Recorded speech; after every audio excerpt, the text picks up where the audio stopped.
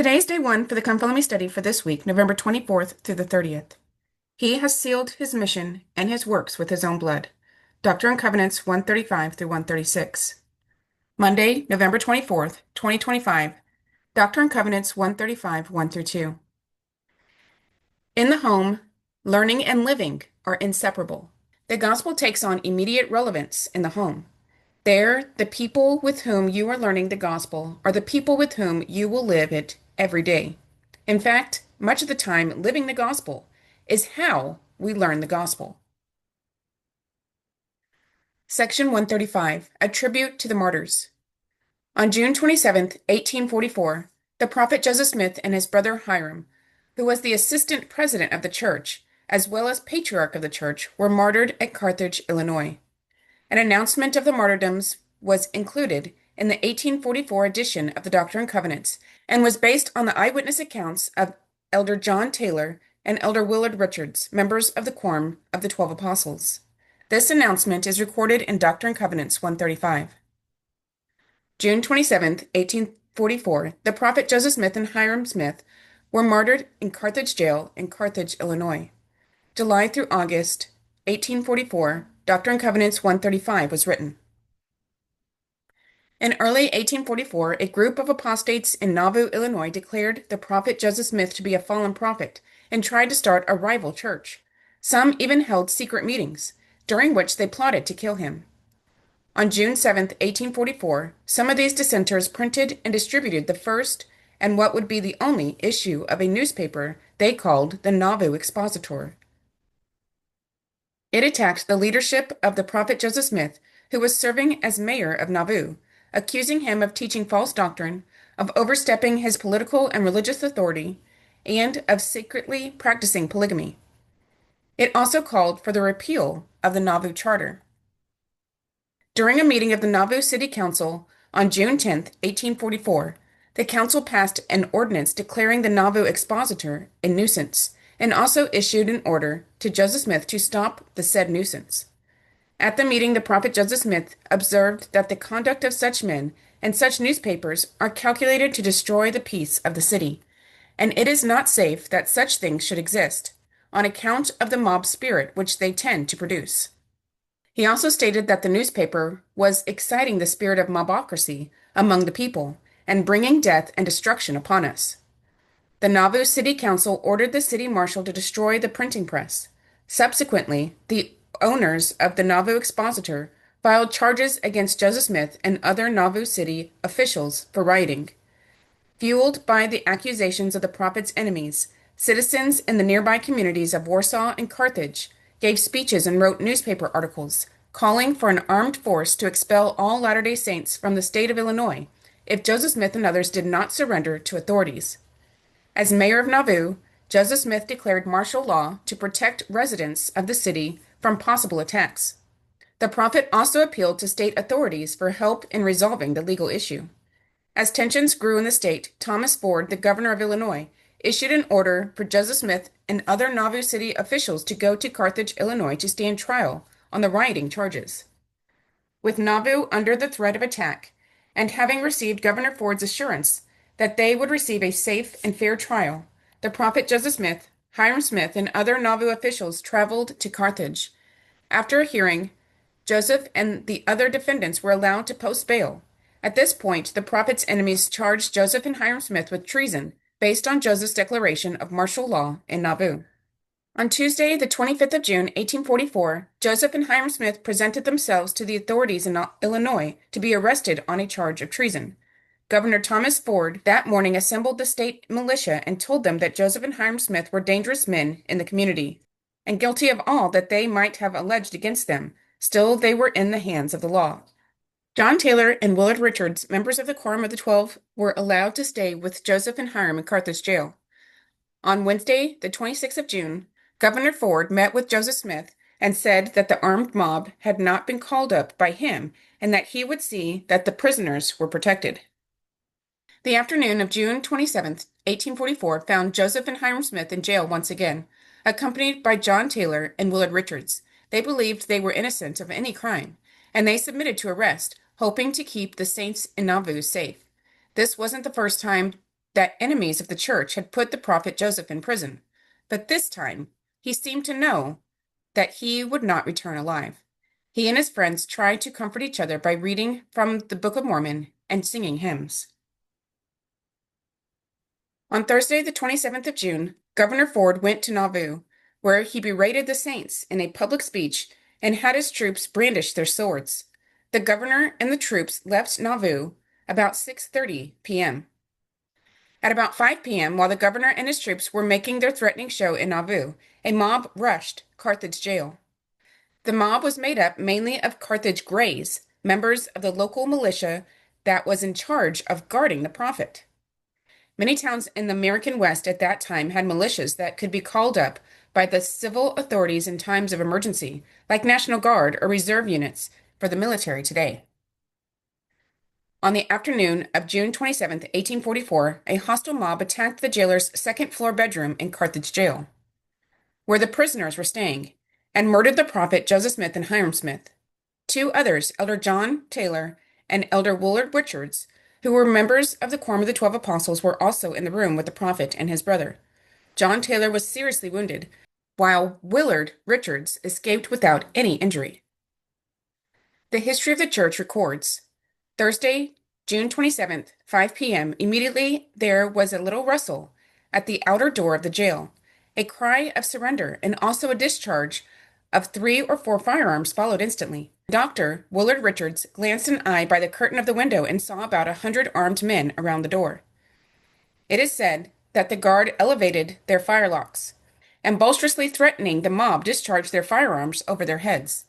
The mob encircled the building, and some of them rushed by the guard by the flight of stairs, burst open the door, and began the work of death, while others fired in through the open windows. In the meantime, Joseph, Hiram, and Elder Taylor had their coats off. Joseph sprang to his coat for his six-shooter. His pistol Cyrus Wheelock had concealed under his overcoat and delivered to Joseph earlier in the day. Hiram for his single barrel, given to Joseph by John Fulmore, Taylor for Markham's large hickory cane, and Dr. Richards for Taylor's cane. All sprang against the door. The balls whistled up the stairway, and in an instant one came through the door. Joseph Smith, John Taylor, and Dr. Richards sprang to the left of the door and tried to knock aside the guns of the ruffians. Hiram was retreating back in front of the door and snapped his pistol when a ball struck him in the left side of his nose, and he fell on his back on the floor, saying, "I am a dead man." As he fell on the floor, another ball from the outside entered his left side and passed through his body with such a force that it completely broke to pieces the watch he wore in his vest pocket. And at the same instant, another ball from the door grazed his breast and entered his head by the throat. Subsequently, a fourth ball entered his left leg. A shower of balls was pouring through all parts of the room, many of which lodged in the ceiling just above the head of Hiram. When Hiram fell, Joseph exclaimed, "Oh, dear brother Hiram!" And opening the door a few inches, he discharged his shooter in the stairway, 2 or 3 barrels of which misfired. Continual discharges of musketry came into the room. Elder Taylor continued parrying the guns until they had got them about half their length to the room, when he found that resistance was vain, and he attempted to jump out of the window, where a ball fired from within struck him on his left thigh, hitting the bone and passing through to within half an inch of the other side. He fell on the windowsill. Then a ball fired from the outside struck his watch in the vest pocket and threw him back into the room. After he fell into the room, he was hit by 2 more balls, one of them injuring his left wrist considerably, and the other entering at the side of the bone just below the left knee. He rolled under the bed, which was at the right of the window in the southeast corner of the room. While he lay under the bed, he was fired at several times from the stairway.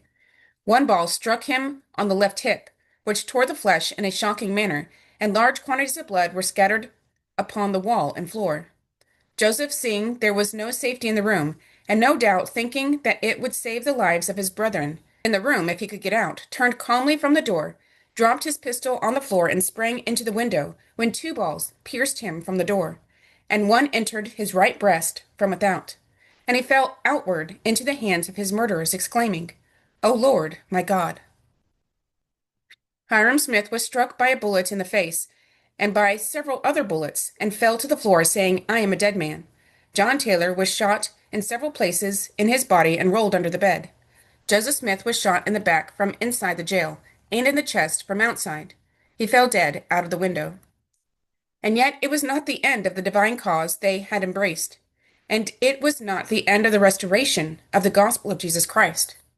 There was more work to do, and more revelation that would guide the church forward. The end of the prophet's life was not the end of the work of God. Dr. Richard's escape was miraculous. He being a very large man, and in the midst of a shower of balls, yet he stood unscathed, with the exception of a ball which grazed the tip end of the lower part of his left ear.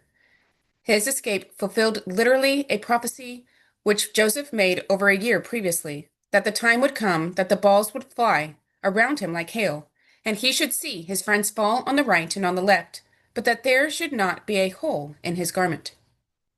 John Taylor and Willard Richards were eyewitnesses to the martyrdom, and each wrote an account of the events. The account contained in Doctrine and Covenants 135 was written by Elder John Taylor, who offered his life with his beloved brethren in this tragedy in Carthage, Illinois. President Taylor was severely wounded and carried the balls with which he was wounded to his grave. His devotion and willingness and that of his companion Willard Richards bear a strong testimony of their conviction and integrity to the truth of the mission of the prophet Joseph Smith. In July and August 1844, a written account of the martyrdom was prepared, based on the eyewitness accounts of Elder John Taylor and Elder Willard Richards. The church included this announcement in tribute to the prophet Joseph Smith at the end of the 1844 edition of the Doctrine and Covenants. That announcement is now recorded in Doctrine and Covenants 135. Section 135. Announcement of the martyrdom of Joseph Smith the prophet and his brother Hiram Smith, the patriarch, at Carthage, Illinois, June 27, 1844. This document was included at the end of the 1844 edition of the Doctrine and Covenants, which was nearly ready for publication when Joseph and Hiram Smith were murdered. Imagine how you might have felt if you had been living in Nauvoo when Joseph and Hiram Smith were killed. How would you have made sense of this tragic event? Doctrine and Covenants 135, published 3 months later, may have helped. As you search this section, consider what would have brought you understanding and reassurance. You could also search Section 135 for words or phrases that inspire you to be faithful to Christ to the end, like Joseph and Hiram were. Joseph and Hiram martyred in Carthage jail. Doctrine and Covenants 135:1. To seal the testimony of this book and the Book of Mormon, we announce the martyrdom of Joseph Smith the prophet and Hiram Smith the patriarch. They were shot in Carthage jail on the 27th of June, 1844, about 5:00 p.m. by an armed mob painted black of from 150 to 200 persons. Hiram was shot first and fell calmly, exclaiming, I am a dead man. President John Taylor said, immediately when the ball struck Hiram, he fell flat on his back, crying as he fell, I am a dead man. He never moved afterwards. I shall never forget the deep feeling of sympathy and regard manifested in the countenance of Brother Joseph as he drew nigh to Hiram, and leaning over him, exclaimed, Oh, my poor dear brother Hiram! Soon after the martyrdom, I was taken to the head of the stairs and laid there, where I had full view of our beloved and now murdered brother Hiram. There he lay as I had left him. He had not moved a limb. He lay placid and calm, a monument of greatness even in death. But his noble spirit had left its tenement, and was gone to dwell in regions more congenial to its exalted nature. Poor Hiram! He was a great and good man, and my soul was cemented to his. If ever there was an exemplary, honest, and virtuous man, an embodiment of all that is noble in the human form, Hiram Smith was its representative.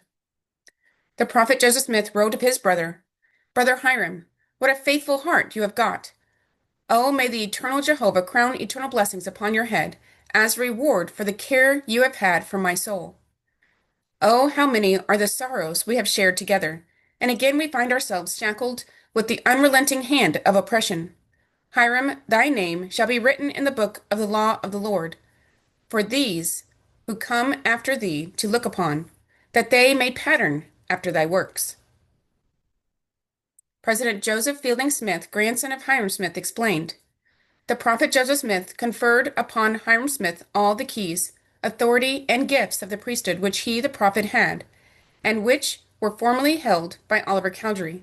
The Lord also revealed to Hiram Smith all that was necessary to make him completely and to the full degree a witness with his brother Joseph, as a prophet, seer, revelator, and president of the church, and to stand through all time and eternity at the head of this dispensation with his brother Joseph, a witness for Jesus Christ. Thus we see Hiram Smith became a president of the church with Joseph Smith, which place Oliver Cowdery might have held had he not wavered and fallen from his exalted station. I am firmly of the opinion that had Oliver Cowdery remained true to his covenants and obligations as a witness with Joseph Smith and retained his authority and place, he, and not Hiram Smith, would have gone with Joseph Smith as a prisoner and to martyrdom at Carthage. The sealing of the testimony through the shedding of blood would not have been complete in the death of the prophet Joseph Smith alone. It required the death of Hiram Smith, who jointly held the keys of this dispensation. It was needful that these martyrs seal their testimony with their blood, that they might be honored, and the wicked might be condemned. Doctrine and Covenants 135:1 continued. Joseph leaped from the window, and was shot dead in the attempt, exclaiming, O Lord, my God! They were both shot after they were dead in a brutal manner, and both received 4 balls. This could be a good opportunity for you and your children to share your feelings about the sacrifice Joseph and Hiram made for the Savior and his gospel. Joseph was given an ultimatum.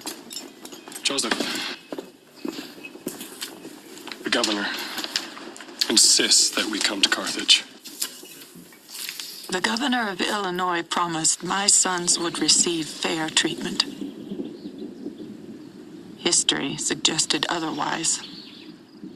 If Hiram and I do not do what the governor orders, he will send the militia into Nauvoo, and that will mean bloodshed. God does not want that, and I can only do his will. Do you ever wonder if he asks too much?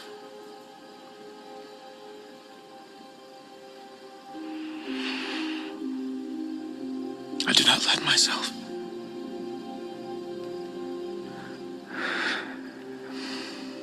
Sometimes I do.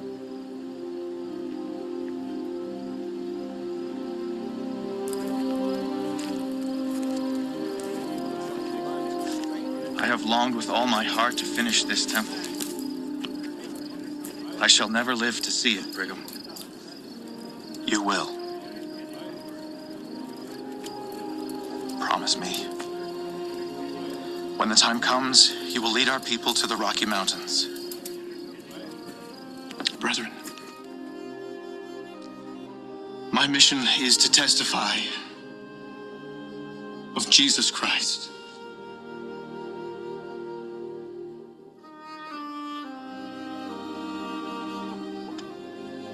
I know that he lives.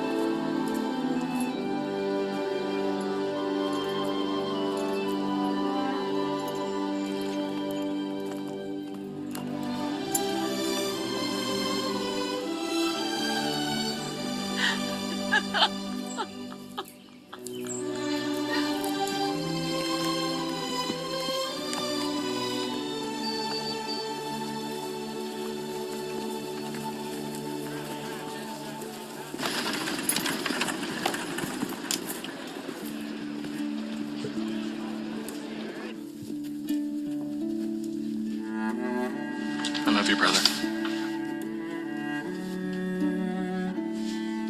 Joseph and Hiram arrived in Carthage, Illinois, and surrendered themselves to face charges.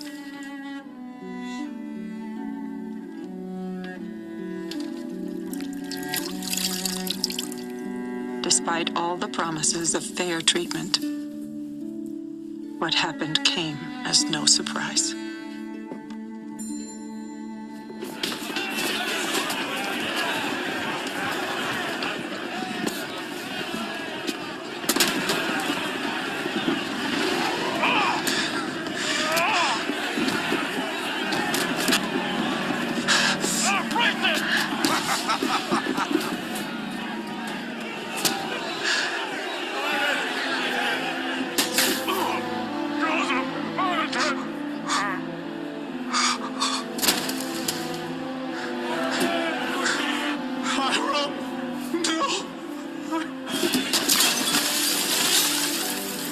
What do we hear in the gospel that we have received? Truth out of the earth. Mercy from heaven. A voice of gladness for the living and the dead.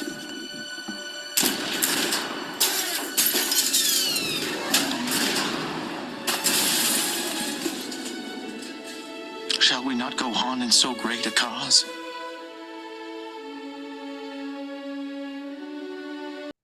Doctrine and Covenants 135-2. John Taylor and Willard Richards, 2 of the 12, were the only persons in the room at the time. The former was wounded in a savage manner with 4 balls, but has since recovered. The latter, through the providence of God, escaped without even a hole in his robe. Elder Willard Richards said, Mr. Taylor rushed into the window, which is some 15 or 20 feet from the ground. President John Taylor recounted the events as follows. After parrying the guns for some time, which now protruded thicker and farther into the room, and seeing no hope of escape or protection there, as we were now unarmed, it occurred to me that we might have some friends outside, and that there might be some chance of escape in that direction. But here there seemed to be none. As I expected from every moment to rush into the room, nothing but extreme cowardice having kept them out. As the tumult and pressure increased, without any other hope, I made a spring for the window, which was right in front of the jail door, where the mob was standing, and also exposed to the fire of the Carthage Greys, who were stationed some 10 or 12 rods off. The weather was hot. We all of us had our coats off, and the window was raised to admit air. As I reached the window and was on the point of leaping out, I was struck by a ball from the door about midway of my thigh, which struck the bone and flattened out almost to the size of $0.25, and then passed on through the fleshy part to within about half an inch of the outside. I think some prominent nerve must have been severed or injured, for as soon as the ball struck me, I fell like a bird when shot, or an ox when struck by a butcher, and lost entirely and instantaneously all power of action or locomotion. I fell upon the window sill and cried out, I am shot. Not possessing any power to move, I felt myself falling outside of the window. But immediately I fell inside, from some, at that time, unknown cause. Elder Willard Richards continued. A ball from without struck his watch, a patent lever, in his vest pocket near the left breast, and smashed it into pie, leaving the hand standing at 5 o'clock, 16 minutes, and 26 seconds, the force of which ball threw him back on the floor. President John Taylor continued, When I struck the floor, my animation seemed restored, as I have seen it sometimes in squirrels and birds after being shot. As soon as I felt the power of motion, I crawled under the bed, which was in a corner of the room, not far from the window where I received my wound. While on the way and under the bed, I was wounded in 3 other places. One ball entered a little below the left knee, and never was extracted. Another entered the forepart of my left arm, a little above the wrist, and passed down by the joint, lodged in the fleshy part of my hand about midway, and little above the upper joint of my little finger. Another struck me on the fleshy part of my left hip, and tore away the flesh as large as my hand, dashing the mangled fragments of flesh and blood against the wall. Elder Willard Richards continued.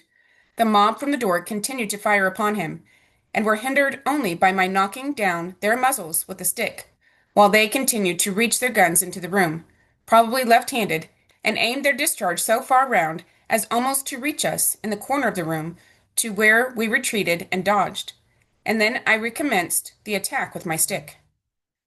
President John Taylor continued. My wounds were painful, and the sensation produced was as though a ball had passed through and down the whole length of my leg. I very well remember my reflections at the time. I had a very painful idea of becoming lame and decrepit, and being an object of pity, and I felt as though I would rather die than be placed in such circumstances. It would seem that immediately after my attempt to leap out of the window, Joseph also did the same thing, of which circumstance I have no knowledge, only from information. The first thing that I noticed was a cry that he had leapt out of the window. A cessation of firing followed. The mob rushed downstairs, and Dr. Richards went to the window. Elder Willard Richards continued. I withdrew from the window, thinking it of no use to leap out on 100 bayonets, then around Joseph General Smith's body. Not satisfied with this, I again reached my head out of the window and watched some seconds to see if there were any signs of life, regardless of my own, determined to see the end of him I loved. Being fully satisfied that he was dead, with 100 men near the body and more coming round the corner of the jail, I expected a return to our room.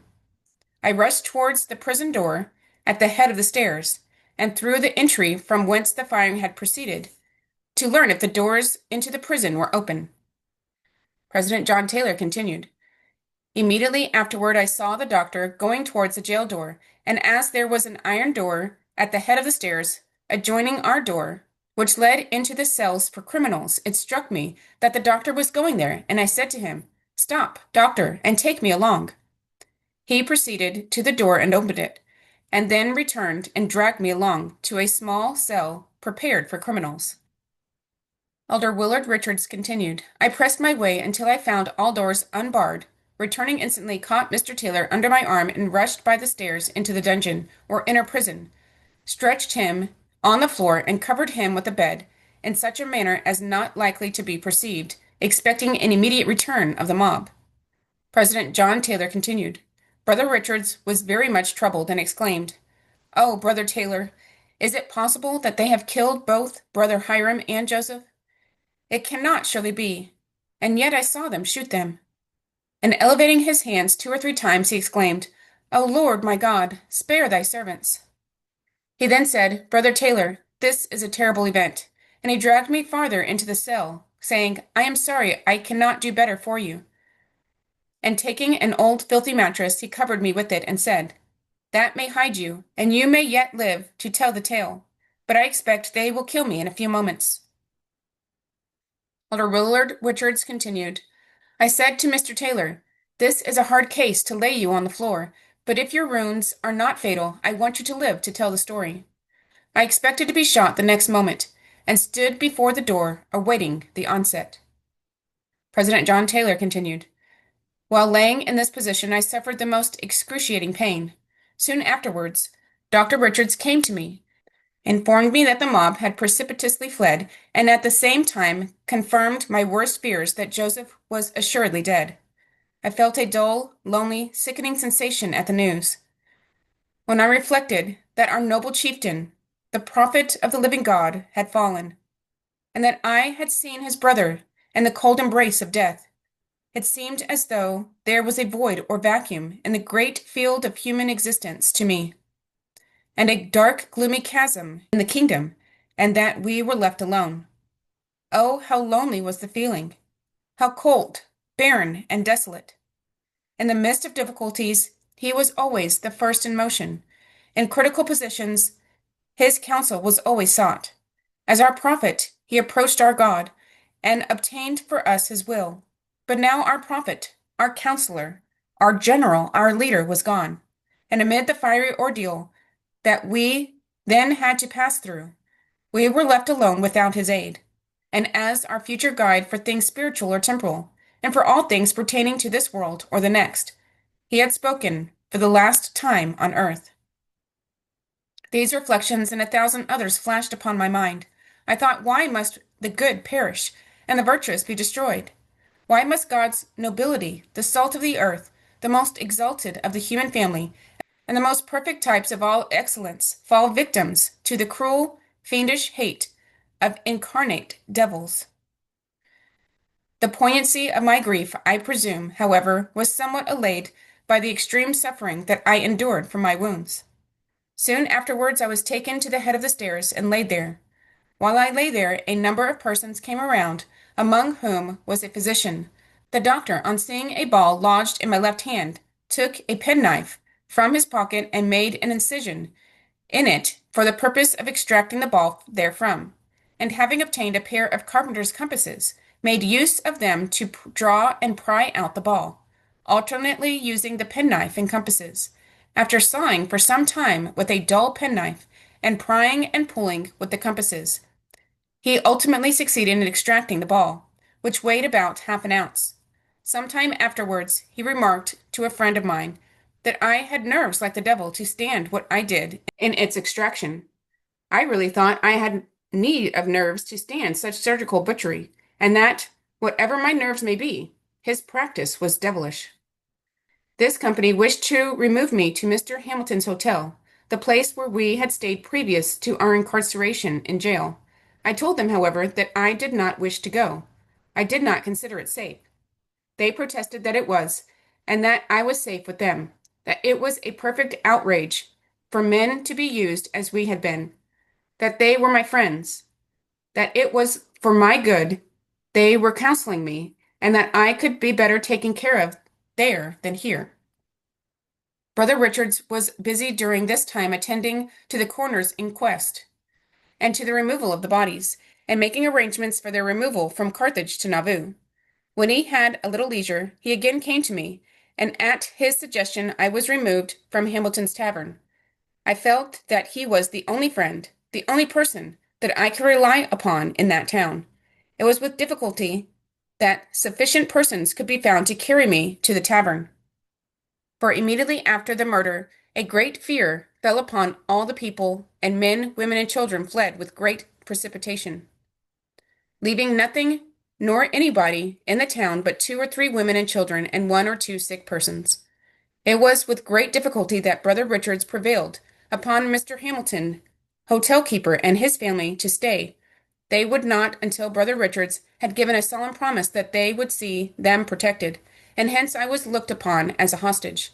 Under these circumstances, notwithstanding, I believe they were hostile to the Mormons, and were glad that the murder had taken place, although they did not actually participate in it, and feeling that I should be a protection to them, they stayed.